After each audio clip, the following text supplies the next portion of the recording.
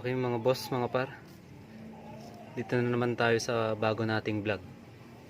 So papakita ko dito kung paano i-fix yung stator wire natin. Kasi yung ibang wire natin dyan malapit ng putol o kaya baka putol na. No! God, So, please, no! start na natin. Tanggalin muna natin tong crankcase tsaka tong chain cover natin. So papaside lang natin siya konti para hindi tumulo yung langis dito. Baklasin na natin.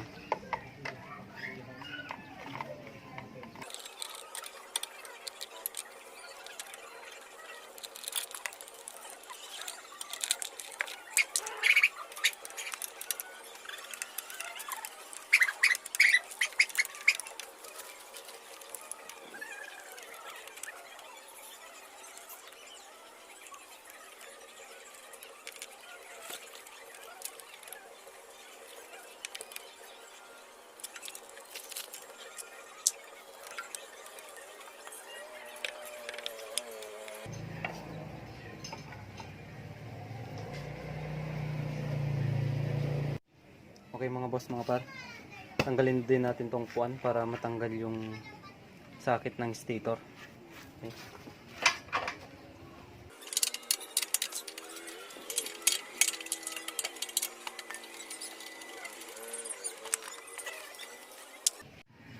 Okay mga boss, tanggalin na natin yung sakit ng stator.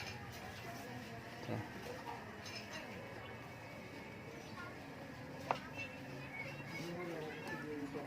ayan, may pit. Tapos tanggalin na rin natin yung stator natin. Okay, baklasin muna natin yung stator natin. Tanggalin muna natin dito sa crankcase.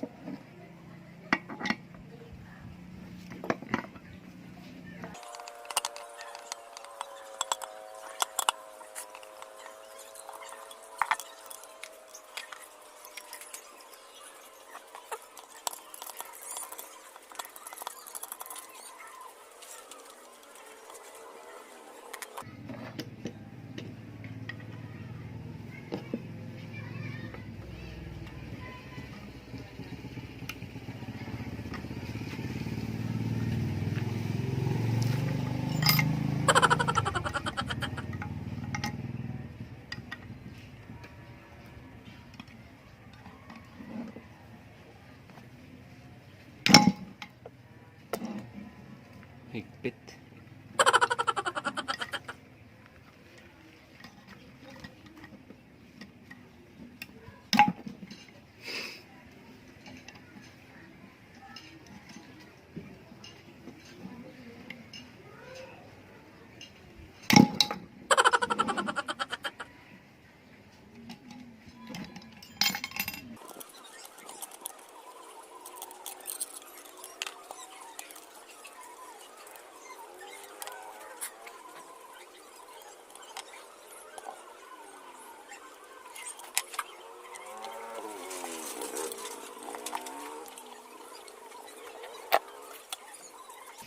So yan, tanggal na natin. So tanggalin din natin tong electrical tape na. Tanggalin muna natin para malinisan.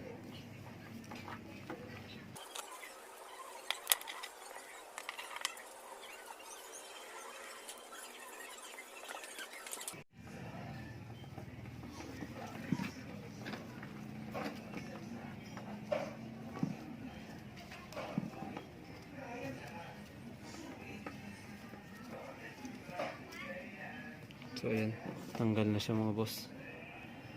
So ito, halos putol na lahat. Ayan. So ito yung gagawin natin ngayon. Kukonect natin yung mga putol. Ayan, tignan nyo mga boss. Isa na lang yung natira. Putol na lahat. So, fix na natin. Okay mga boss, dalawa na lang yung natirang nakakabit. Itong black yellow, tsaka dito sa neutral. Ito na lang yung dalawang buo. So ang natanggal is ito, yung yellow, white green, white yellow, tsaka yung pink. So yung diagram niya, ito siya boss, ito siya. So ito siya, ayan. So may dalawang wire dun sa taas. So ito yon, ito tsaka ito. Tapos balik tayo rito, ito may tatlo, isa yung black yellow, tsaka yung nasa baba, ito siya. So ito yon. So dito muna tayo. Ayan. Itong mga boss, itong dalawa, pupunta to sa pulser. Ayan. Itong wire na to, ang kulay niya is green tsaka white stripe. Ito namang isa,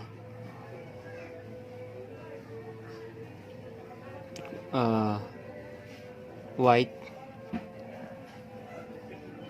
yellow, stripe din. Tapos ito yung black, yellow. Tapos itong nasa baba, ito yung kulay pink. Yan. Tapos ito yung yellow. So ganun lang siya. So balik tayo dun sa stator natin. Yan. Ito, tatanggalin na natin ngayon tong goma nya para ikabit na yung mga wire. Okay, simulan na natin.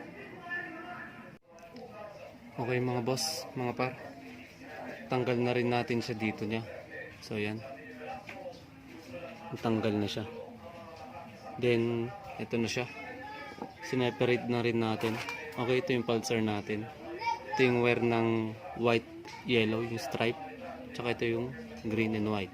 So ayan. So dito tayo sa stator. So itong stator natin, ito siya. Ito yung wire ng black, yellow, ito yung sa pink, tsaka ito yung sa yellow. So dito mga boss, bubutasan na rin natin to. Malaking butas na lang kasi maglalagay tayo mamaya ng shrinkable tube. So start na natin, butasan ko lang to. Okay, butasan na natin.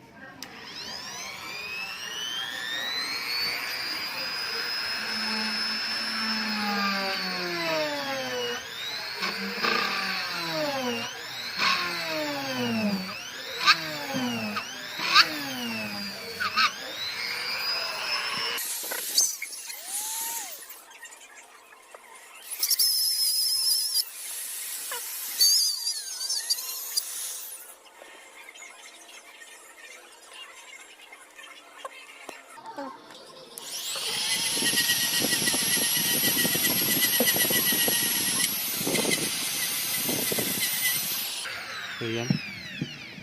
So ito na siya mga boss. Yan, ganda ng bilog. Wow! Okay na siya. Okay mga boss, hinang na natin. Unahin muna natin yung sa pulsar. So unahin muna natin tong green white, tsaka tong sa green white ng pulsar. So lagay tayo ng shrinkable tube dito. Ayan. Tapos hinang na natin.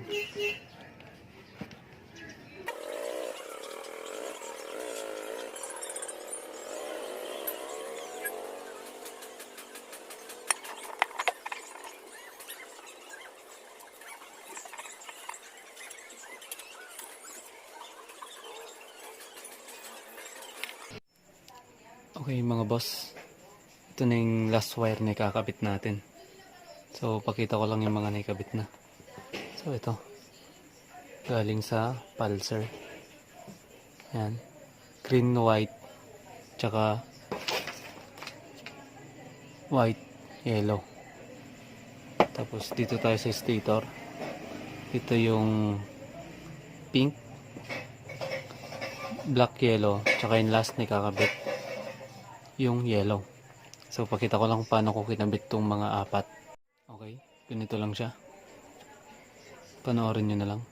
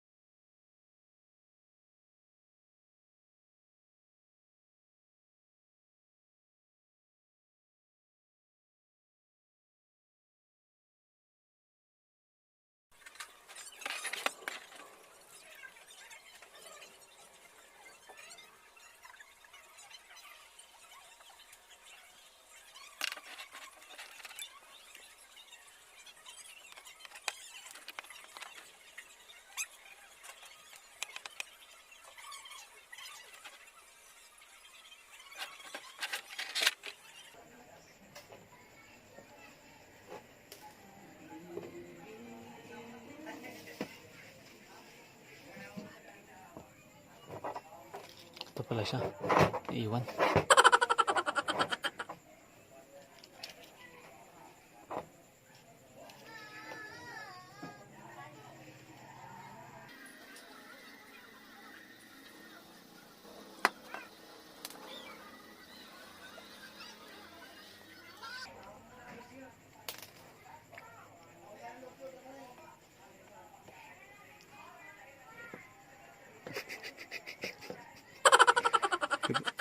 Ito lang.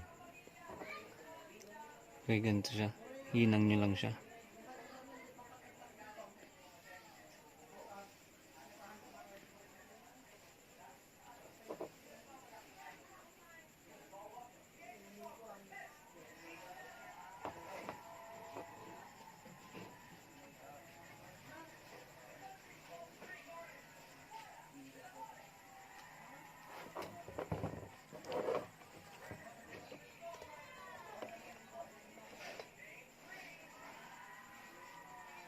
So, ito siya. Okay na yung ganyang kalit lang. Migpit na. Yes! Gaya natin. Yan. Wow! Tapos, lagay na natin tong shrinkable tube.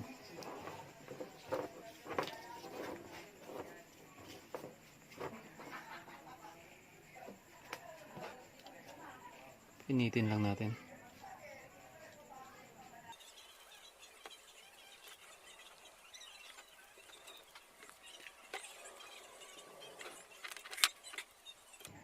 So, ayan. Okay na yung 5. Wow! So, tibay. Okay. Good. Okay. Ito na siya mga boss. Ayan. Ito na. Ilagay din natin yung goma niya. So, lininisan ko na rin to. Ang gagawin na lang natin, lalagay na sa crankcase. So, start na natin. Okay. Ito na mga kailangan nating pyesa. Tsaka tools. Lagay na natin.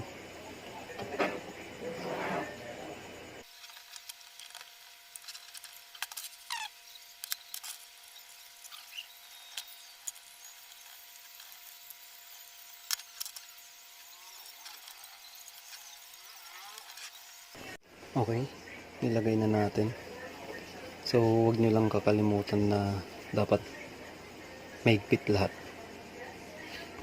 para walang problema sa magneto kasi pag nakalas yan, baka masira pa magneto nyo.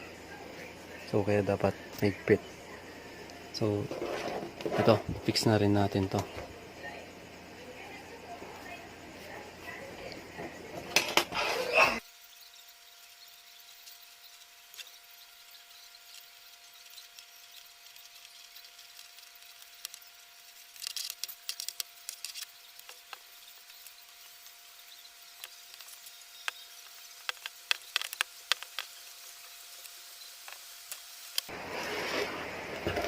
So ayan, okay na siya. Kabit na natin sa motor natin. Ayan. Good. Okay mga boss, mga par. Ito na siya. Ayan. Linis ng gawa. Tapos nailagay ko na rin yung wire niya.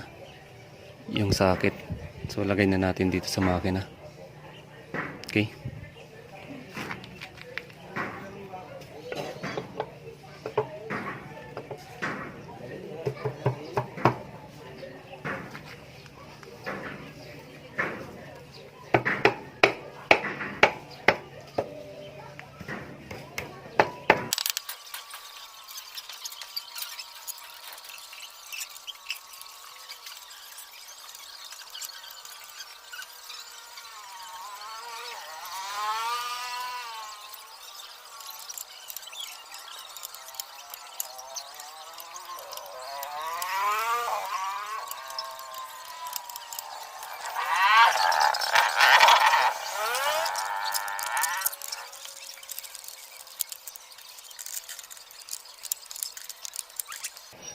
So yan, okay na lahat.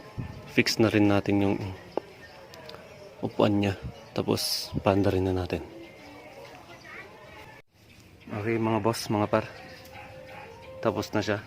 Nilagay na natin lahat ng pyesa. Tsaka yung upuan. So ngayon, try na natin siyang paanda rin. Kung talagang aandar pa. O kaya naman baka palpak yung ginawa natin. No! Okay, paanda rin na natin.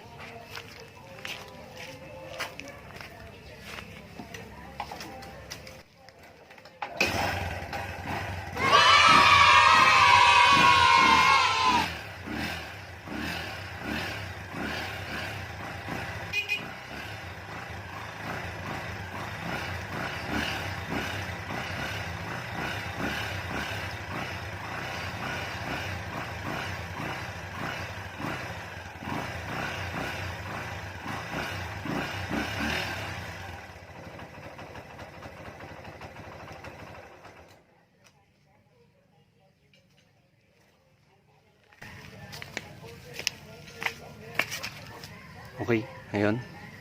Mandar naman. So, good yung ginawa natin. Yes! Okay mga boss. Shout out nga rin pala kay kay People's Champ, Manny Pacquiao. Isang tagumpay na naman ng Pilipinas yan. Nice. Tsaka, don't forget to watch, like, share, and of course, subscribe. At syempre, don't forget to click the bell notification para tuloy-tuloy nyo makita yung mga videos natin. Okay? Good na siya. So ayan, karagdagang tip lang. Kailangan maayos talaga dapat yung wire ng stator nyo. Kasi minsan yan yung dahilan kung bakit sinasabi nyong mabilis mapundi yung mga ilaw nyo. Kasi minsan naglulus yung light coil natin. So ayun, napupundi yung ilaw.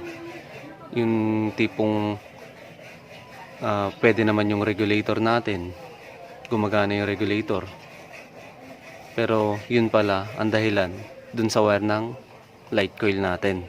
So yun, tip yun. Kaya always check nyo talaga yung mga wire ng stator nyo, baka may sira. So yan, isa pa pala, yung gumagana yung regulator pero hindi nagcha-charge yung battery. So minsan dun din ang dahilan sa stator wire din. So yan, always check.